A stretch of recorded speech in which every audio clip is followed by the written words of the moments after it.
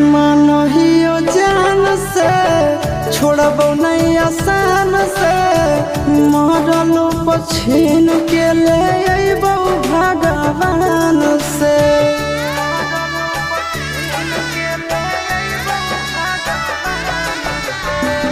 मानहियो जान से छोड़बो नहीं आसान से मरलो पछीन के ले अइबो भगवान से।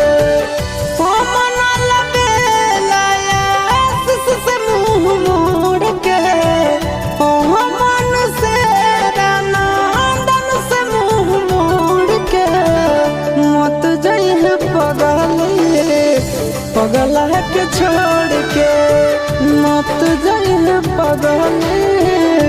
पगला के छोड़ के।